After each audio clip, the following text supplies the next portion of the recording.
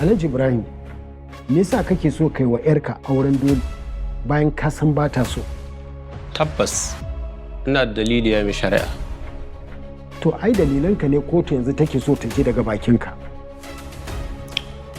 Ya mai shari'a, Zulaiha dai ‘yata ce. Idan ma da wanda ya fi nisanta a duniyan nan baya wuce mahaifiyarta. Bayan mahaifiyarta, ba na tsammanin cewa akwai wani wanda ya fi nisanta. Ya mai shari'a, kamar yadda kowanne uba yake son ya ga ‘yarsa ta samu miji nagari domin ta samu tsira duniya da lahira.